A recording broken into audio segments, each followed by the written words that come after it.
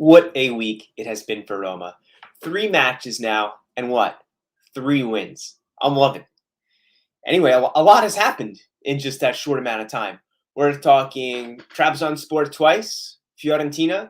Now we've got a match Sunday afternoon. It's on the horizon with Salernitana, a team who I think is actually going to be a little bit more surprising. I was just watching Udinese Venezia. Underwhelmed. Like, neither of them looked that good. But even though Udinese I felt was the better team, but I don't know. Venezia kind of looked like more like a Serie B style, even with Busso, the American Regista. Ah, there's a lot of work to do there. Pisotto, though, interesting player. I was looking him up. Argentinian. He scored a nice goal for Udinese's first. After that, it was just kind of like a chippy game. So I ended up turning it off and getting ready to do a little bit about this. So today we're going to talk about Fiorentina, Trabzonspor, second game yesterday, and now we're in the Conference League group stages. And from there, look at Salernitana, some of their players, and what their first match in Serie A was like. Then we'll take a look at the New Balance trainers, because those are super fly. And from then we'll talk a little bit about Nicolo Zaniolo's call-up back to the Azzurri, and then the tweets of the week with the Roma fans from around Roma universe.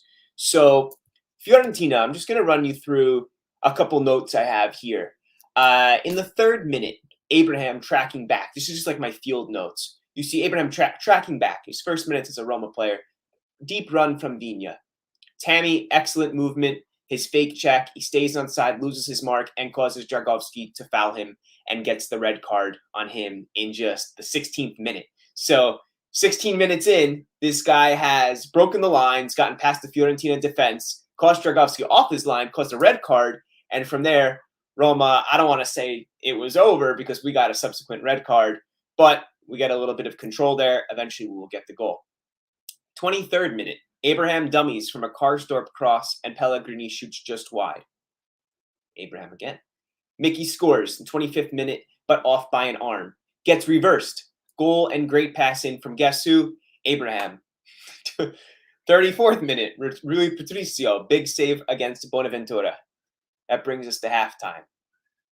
Tammy, great player, almost does it by himself as soon as restart. Then Rui Patricio, massive save after Zaniolo's red card, 1-on-1 with Vlahovic. That red card for Zaniolo, he just got excited. I think he was just super pumped to be back for the first time in like almost 2 years, fully get a full game in. 60th minute, Milenkovic scores off of a great cross, 1-1. Here is the big difference for me. That goal happens. Let's say it's 10 versus 10. Fiorentina comes back with a goal, and it's level in the 60th minute. Roma last year, I think the bookmakers would go against Roma, and they would have given a good payout at that point for Roma to go on and win the game. They don't crumble, though. They don't get nervous or afraid or stop attacking at all. It's the reverse. They go out and they take the and on and score a few goals. That's such a mentality difference for me from last year and the past 2 years. You think of like the team under Di Francesco, man, just like completely different approach, mentality, if you want to call that. So, ciao signore, thank you for that one. The approach is so much different, and once they're on the field, they know what to do. This team came together so quickly where they're pressing, they're collapsing. We see a shape, some type of continuity throughout the entire match. They don't just fold up. And all that is when we talk about a team building an identity, that's what we mean, is forming that chemistry, attitude, mentality, all those buzzwords you'll hear, but they're true. And when you see it go past just like the cheerleading aspect, like, oh, Mourinho, we're happy. And they start to actually play as a team and get the results. Now 3 on the trot. That's, I don't know, man. Like, as a Roma fan most of my life, it's just, it's a feeling I'm not accustomed to getting that joy and something which is finally positive. So I'm not done. My last 2 notes. Tammy stealing the show at 2 exclamation marks, stays on side and takes it down the flank, puts it across where it's finished by Jordan Vera 2-1. 2 players that Mourinho wanted delivered here, Eldor and Tammy. the team doesn't crumble when Fiorentina draw level. How true is that, though? Eldor and Tammy, the two players, like, there's speculation, not speculation, criticism going into the Tammy deal. Does this guy have what it takes, this young guy, to lead Roma after Dzeko, a player who was really important? He wasn't getting the goals in his past 2 seasons. It was definitely time for him to move on. But was that the move? Somebody from England, kind of unproven, but in my opinion, was already at an age. Eldor, who only been in the league for like a year, so that was a risk off paper. But you know, when you get a coach like Mourinho, and he says, "No, that's my guy," you hire him knowing that he's going to make those choices, and it's paying off. Eldor looks like a player who should have been Serie A the past 5 years, let alone, I mean, and not just the past year, right? He already looks at that level. He's earned his spot in just a short amount of time. Anyone who watches and can read a football match will know that, I think, with just within 20 minutes. Okay, let's go check out the highlights then from Trabzonspor from yesterday. Just let me share here. And I think I can share this because this is from Roma TV. If it was from CBS, I cannot share that because that media is owned. There is no, that's contracted out. So let's check out the stuff from yesterday. Okay, cool. Allo stadio Olimpico sta per iniziare il ritorno del playoff di Conference League, sta per iniziare Roma-Trabzonspor. Palla dietro buona per Cristante, zona di destro! What a shot! That man earned that. As much as we say, you know, center mid, I think is one area we need a hole filled. Then give it for Cristante. It's not the most like methodical goal, right? It takes it from the top of the 18, just puts a shot on net, and it's a great goal. However, that's what you need to do there. I would like to see Cristante. I don't know at this point in the stage that he's going to develop into a defensive midfielder. I would love to see another player there, but for this year, if that is how the Mercato ends, then I think Cristante can still fill that role. He's a player who's capable of playing different positions, even if he's out of his trequartista most natural spot. Di Brian! Roma 1, Trabzonspor 0. Dentro verso Abram che si gira, va ai danni, ecco per Lorenzo, chiuso all'ultimo. Mamma mia. Karsdorp l'alza Pellegrini, la girata di Lorenzo, palla fuori. I like that he takes it. I like that he goes for it. Mezzo colpo di testa, Brui! Mamma mia! It's a great save. Avanza Karsdorp, il cross dentro verso Abram, testa, gira dal ballo, ma tiro alto. Second time. I didn't mean to stop there. Second time in 2 matches that Tammy hits the post. Mezzo colpo di testa, buono poi Hamsik, il tiro a Rui! What is it, 2015? Marek Hamsik taking that shot. Look at that. He's class. And I should have mentioned that there's a couple familiar faces on this team, such as Bruno Peres, Gervinho, remember Atalanta, and that's kind of a sick team for ex Serie A stars.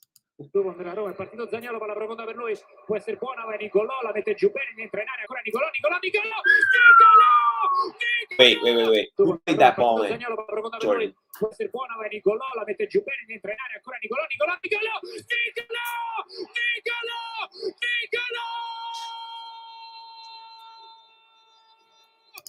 Fourth time I'm watching that goal, I'm still getting chills. Roma 2, Trabzonspor 0. Great hit. That's a number 10 hit. Il cross in mezzo, ok, palla fuori. Al limite Stefano, entra in area ancora Sharawi, il tiro! Di Stefan! El Sharawi!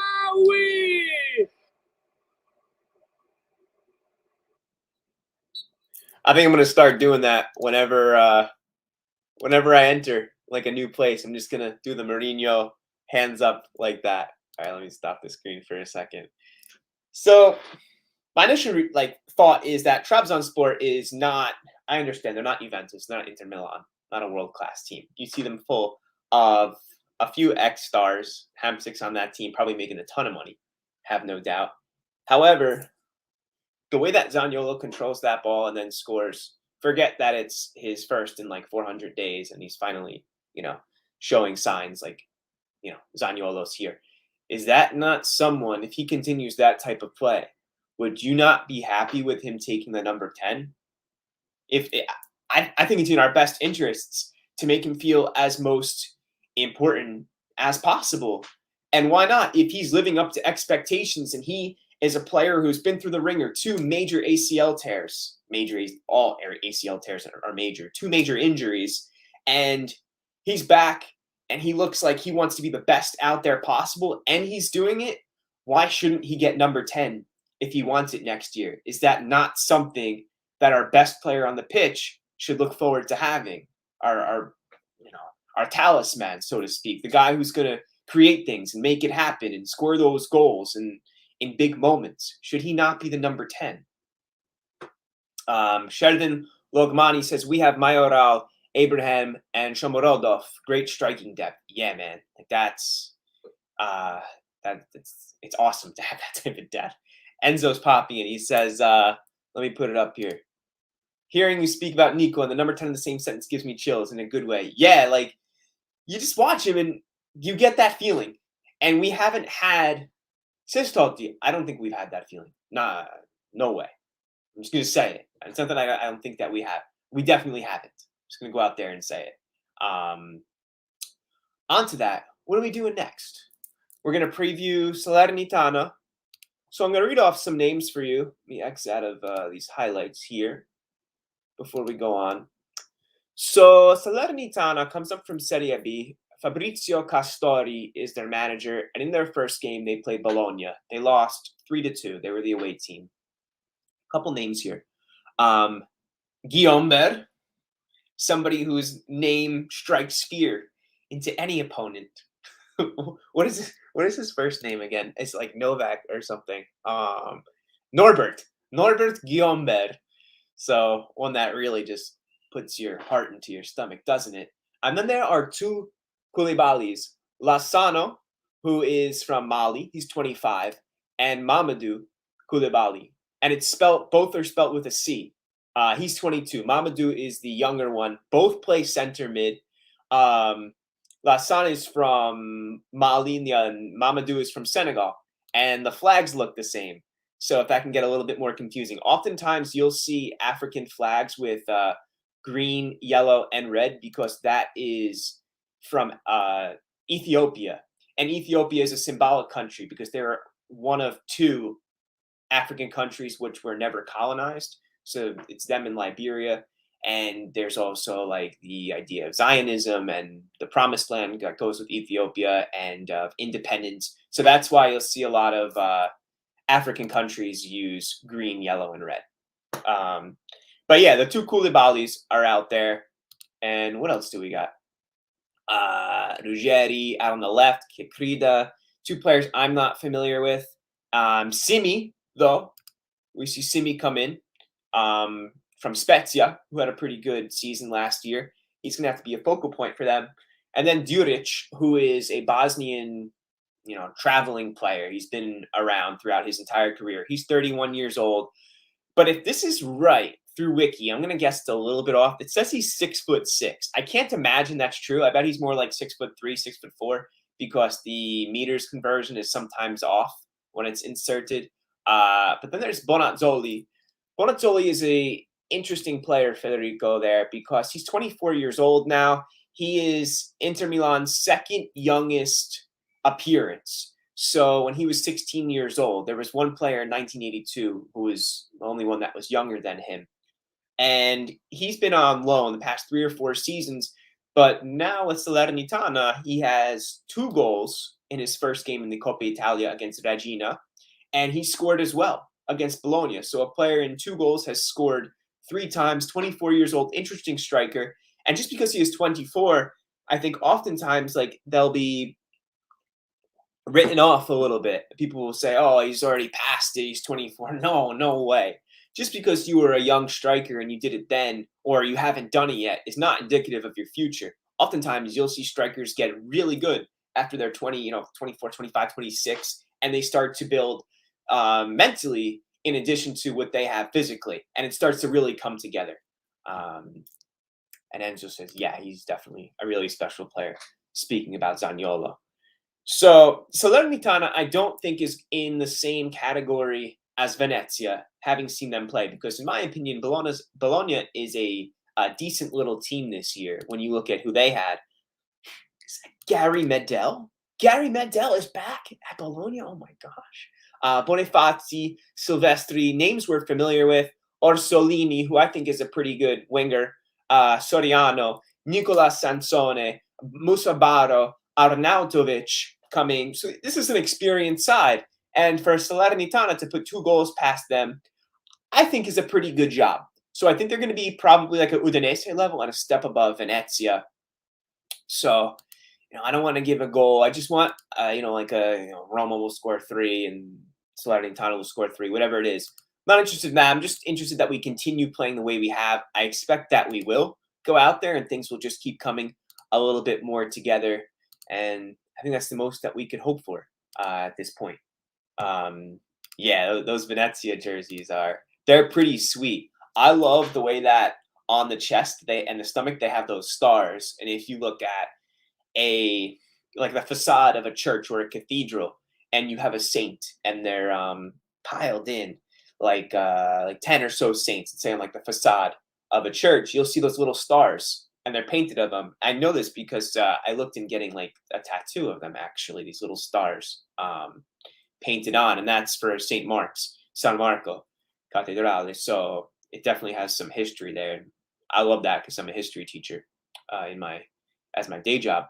All right, so let's check out. That's Trabzonspor. We've gotten past them. Fiorentina, Salernitana right now, and I think it's time to look at something super fresh, which is those new trainers from New Balance. So let's check these out, man. Those are I think they're sick. The transition away from orange, I think orange was used just for Wind, the telephone service company. And now we're seeing us go back to the traditional colors as we have for quite a few years now. Even Nike was using the yellow color scheme, the gold, as it's called, and the Pompeian red. And I like these a lot. I like that they have a vintage feel to them, kind of like a maybe early 90s look, almost Air Max-ish, Nike Air Max. The sole looks supportive. I like that because I like to be comfortable rather than like a shoe that's more like an Air One, which I think is focused more on looks rather than, versatility. More. Then we get the club badge on the tongue. It's nice red in the laces. They just did a really good job on these, and you can see it's getting the attention of everybody because Hypebeast is a really popular shoe website, and for them to give this type of traction to these New Balances, I think it's a great thing. And then you look right in the heel, and you can see the lupetto on the insides. That's like, I love that when you put interior detail just as much as your exterior. That to me, that means something like you take pride in your craftsmanship. That's just a quality that I really appreciate. The stitching looks good. I love the photo shoot they did with the wolves again. Those are probably Czechoslovakian wolf dogs. They're not using real wolves for the photo shoot. But then the mosaic, like taking them on ancient Roman mosaics, pretty sweet, man. All right. So now I want to get to some pretty cool pictures and things I've come across. Not yet tweets of the week, but Theoren of Florenzi's Hair posted this. I like it a lot. All right, let's go back to tweets of the week now, and we'll get off to some pictures. Okay, let's get that up. Get that off. So Angelo Mangiante is a kind of famous Roma news reporter, and I like this one. He said, with 40 million plus bonuses spent for Abraham. Roma is the club that has spent most in Italy, so that's around 97 million for 4 players, plus the riscatti, the purchases after the loans of Ibanez and Reynolds. And if you're looking in Europe, after City, United, Chelsea, and Aston Villa, they're the club which has spent the most, 5th most in all of Europe. And at this point in time, we know that Florenzi has gone to Milan on another loan. You're not going to see Florenzi's future in Rome again. I don't think. I think that's over, and he'll see out the remainder of his contract on loans or some type of mutual consent for sure in the future. All right. More tweets of the week from Lupo as Roma. Zaniolo blows by his defender and is pulled down by the shirt hard. Abraham steps up. Yeah, love that. Love that strong mentality. Stick up for your boys. For your pack. Love that. Go on to Roma things. He says, that's grainy. So these 2 games in the Conference League are excellent advantage for Roma. Solid minutes for fitness and chemistry. We're 2 steps ahead in prep compared to the rest of Serie A. And it's true. We going through these motions in the Conference League was not a curse. I think that maybe some of us saw this as like a curse, that Conference League would take our attention away from Serie A and our players would break down. However, it's an opportunity. One, yes, like Roma things says, for us to prep, but also for some younger players to get minutes. So I think that's a great point there for Roma things. Sufyan says, you should read the coach and his post-match comments. Some interesting quotes to discuss. I think that's a good idea, Sufyan. Maybe I'll do that. I'll get through these and then we'll pop over there. This one from Roma Mod. Immediate release. The following statement was released today by Nicolo Zaniolo through his personal Instagram account via a post published after Roma 3-0 Trabzonspor. I'm back. 22. And of course, that's reminiscent of Jordan's letter when he comes back from retirement for the Chicago Bulls. That's a good one. Here we've got Enzo. Pure Romanista. I hope Enzo's still in here. Fragile. Has no knees. He's finished. Overrated. Too many off-the-pitch distractions. Shut up, Forza Nico. What a response, right? That's what you just got to do. Whatever the noise is, whatever people are saying about you, you just go out and hard work will always beat anything else. Whatever anyone says about you, if you say you're unlucky, this or that, you go out, you put the work in, it's going to happen for you. And Nicolo, at a young age, still seems to has already understood that. From Chiesa di Totti. My 8th grade basketball coach would be thrilled with the speed of Roma's transition play.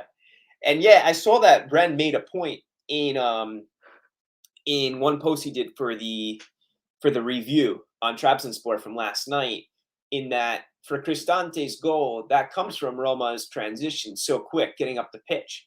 I love that. So true. The transition, I think, was a big issue for us last year, where the movement was just off. And I actually don't like champagne football, because if you talk to me about Rudy Garcia when he was at Roma, I think he's probably moved on from that a little bit by now, or Di Francesco, whatever coach it was, champagne football, right? You know what? Get the ball up the pitch. If you have to bypass your regista, your center mids, get the ball up the pitch and see what happens at times. Like, just be pragmatic. It doesn't always have to be a fancy type of ball. It just has to be efficient. Don't reinvent the wheel. And I believe in a little bit of both. But yeah, great shout that it's about that transition, Bren, if you're out there listening. Clevin, underrated performance, Matias Vigna. Yeah, man. I mean, in the first game against Fiorentina, we saw him get pulled out of position. He lost his mark a few times. But he's an accomplished young player, and he just needs a little bit of time. Give him the benefit of the doubt in that first. And if you do, then it's already seeming to work out. He put in a really good shift against Trabzonspor, and I expect that in Serie A, he's going to bring that same type of energy, that maturity, and he'll keep improving the more that he plays in Serie A. Good one, Clevin. Good thing to point that out. And last but not least, we had what we went over, which was Florenzi's hair. All right, we'll move on to some pictures. Then we'll talk about Zaniolo. This one that Roger Ibanez posted today. I'm digging those wolf on the bottom howling, and the one with the blue, steely blue eyes up top. Roger, we love you. This was a great pick, I thought. Let me blow that up for you. Just I saw that one and I took a little bit of the color out, so it was a grayscale, and then I just left a little bit of color. I don't know. I thought that looked cool instead of like a pure black and white. Just like the attention to detail on Nico's hair and just the embrace. His all his teammates celebrating with him. Pellegrini, who's been in some crazy form with Mourinho. What else do we got? See Roma up there. It's big transfers, man. In Serie A. Right now, we're leading it for the biggest purchase in Serie A with Tammy. Second, Shomorodov. Romero went out. They spent, but then he's going to go out. Romero's going to be sold. And then Vigna. And then Dumfries. So the top 3 most expensive picks in Serie A have been from Roma. When was the last time? Nah, we could never say that happened before. I just took a quick screenshot of this one, Tifosi. I thought that was just like a nice pick to see everyone back. Not everyone, but like a half or 3/4 capacity stadium. And just, I got a message from a buddy on Twitter, and he said that it was just like a pure joy to have the fans back. And, I mean, even at Roma Club New York, it was awesome to be with people again and to celebrate with them. This one made me think of that page Out of Context, AS Roma. It's a picture of Bruno Perez in a shirt at the Olimpico with Trabzonspor, looking a little bit lost. I think we are familiar with that face before. But don't you ever forget Bruno Perez's right foot, that golden right foot, which helps us get to the semifinal of the Champions League. That was against Shakhtar, I believe. It's a good one. If you want any of these pictures, just send me a message, and I'll send them over. I have these on JPEG, so I can just send them over to you. Pretty cool. And then get one with Rui. Rui, man, what he's giving to our defense is such a platform of stability, and that is such a good thing for our 2 young center backs. I have a feeling it's going to keep on being Ibanez and Mancini as time goes on, and having that experienced, stable, confident keeper behind them will make them such better players. I really believe it. And Vigna, until Spinazzola gets back, and they'll be in rotation, I'm sure. And Karsdorp. Karsdorp settling in really nicely again. So that is it for tweets of the week and our pictures that we've gone through. And yeah, I'm going to take a suggestion there from Sufyan. I'm going to take you off. I'm going to stop the screen for a second as well. Then we go from Forza Roma. I thought Mourinho's comments on Pellegrini are critical. Telling Pito to extend his contract now. He and Zaniolo are the 2 to build this team around. I would imagine that a lot of people feel the same way that you do. And I'm going to try to find, I feel that way for sure. So let's look this up real quick. First interview. No, let's go to the main website. Okay. So done deal. Abraham had his first press conference yesterday. Europa League conference I meant to go over. So we were pot 1. I had the picture. I don't know what I did with it. And then Zaniolo being called back up to the national team, we got to go over too. So let's go to Europa Conference League draw. Man, I had the picture. What did I do with it? We have a pretty cold schedule coming up. We've got FC Zorya in the Ukraine, Chiska Sofia in Bulgaria, and Bodo Glimt. I don't think I'm saying that right. In Norway. So we've got some cold territories. And this is going to be played out over the fall. I wouldn't doubt that maybe we'll see some snow. Maybe out in Norway, at least. And Ukraine gets cold, Bulgaria. And they're far trips. Norway should be about like 2.5 hours, but I think the other two are going to be a little bit more than that. So a couple of the other groups, big teams I'm just going to point out. Alkmaar from the Netherlands are in Group D. Partizan from Serbia are in B, and they have Ghent as well, team we know. And then E is interesting. FC Union Berlin, Maccabi Haifa from Israel, Feyenoord, and then Slavia Prague from the Czech Republic in Group E. That looks to be one of the more competitive ones. In Group G, we've got Tottenham, Rennes from France, Vitesse from the Netherlands, and then in Group H, we see Basel and Qarabag from Azerbaijan. And then Group F, PAOK with Copenhagen, Denmark, and Bratislava, another team we faced kind of recently. So it's definitely a tournament. I believe I read that the money amount to win is 30 million euros. So there's definitely something to play for here, for sure. 30 million is a lot of money, especially when we're trying to get our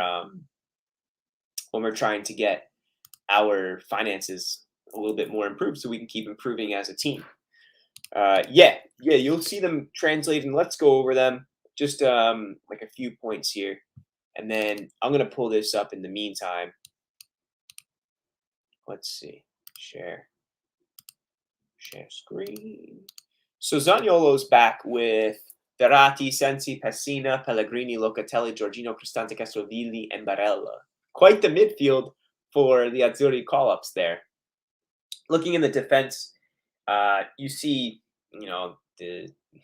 some of the best defenders on the planet, as they just won the Euros, in Chiellini and Bonucci, as well as Bastoni. Acerbi is still there, Emerson, Florenzi. So not totally different from what we saw in the Euros, except you have the addition of Mancini. And Di Lorenzo was there. I don't know if Biraghi was there. I don't think so. Then attackers Belotti, Berardi, Bernardeschi, Cassimo, Insigne, Kane, Raspadori, and Scamacca. So maybe Scamacca will get some time in there as well. I don't think in the future we're really going to see him as an important player in the Azzurri. However, I'm worried that Zaniolo does get minutes. I kind of want him to stay off the pitch.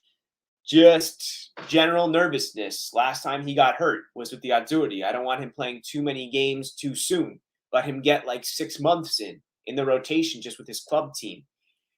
On the other hand, I get it. I get that Mancini wants him to build some chemistry on the Azzurri fold, given that the World Cup is less than 2 years away. So there's that as well. I just get that nervousness. So I don't particularly want him back just yet. And as we have the screen sharing up, I just want to focus on the questions. I don't want to read this out for you. You're starting to have an impact on this Roma. Yeah, and we've spoken about that. It's been quick. What will this goal mean to Zaniolo? He knows that it means not just something for Zaniolo, but also for him. He points out that Abraham is still not at the level of the rest of the team. He needs to improve just a little bit fitness-wise, so we see him being subbed off. He says the players seem to be improving under you as already. He said, I'm improving with them as well. And that's really important for me. I think that's a really respectable thing to say. And where can Roma still improve? Pressing, right? We don't absolutely 100% have the dynamics of Mourinho's play figured out like just yet. And that's going to take some time. That's natural. Guys, it's been like 2 months and 3 real games. So Lorenzo Pellegrini is undoubtedly Mourinho's boy. And I think we know that one so far. Yeah, that's true, Sufjan, that Zaniolo already has 1 less game already because he's ready. So he's going to be playing against Salernitana. I would like to see Tammy with Eldor and maybe Perez. I think that would be an interesting combo, or Mkhitaryan. I'm not sure who would play on the right, though. That would be an interesting setup there. It might be really mixed in terms of the creative play. And then Ivano says, I feel like Koop Miners is the perfect mid for Moot. He has great positioning, amazing long ball, and only costs 18 mil. And someone who doesn't want to see Diawara. So with Coop Miners, it looks like it's pretty much done for him to go to Atalanta. Although I agree that he would have been an excellent player to add here. Uh, I also thought about Torreira, who just went to Fiorentina, but I also want to imagine that if Roma actually did want Torreira, that he would have been taken and that the player would have come with open arms. Why wouldn't he have, right? So it makes me that totally sold if he was presented as an option. So going forward, I don't know if we are going to see another player. Mourinho has said that he would like that player, but at the same time, how could he ask more of what this Società, the Friedkins, have already given him? So maybe in the winter, perhaps next summer. But right now, I'm more than satisfied, I would think, because we haven't had a mercato like this in ages, forever, it seems. So we've got two new great attackers. Zaniolo is back. It's an all new Trident. We see a rejuvenated or kind of like remotivated Carles Perez, different than what we saw out of Fonseca for sure. And the midfielder, we have a lot of midfielders right now. I can't imagine that we close August with all of them still remaining, with like Diawara and VR, players who are kind of out on the outside looking in. Even Darboe, I would be interested to see what happens with him. Although I think that he has the skill set to be kind of that defensive player who breaks up the play. So let's see what Forza Roma says. Tammy in the center, Eldor and Mickey on the right, El Shah on the left. Yeah, I should have mentioned El Shaarawy so far in this YouTube. Like, I was so glad that he got that goal.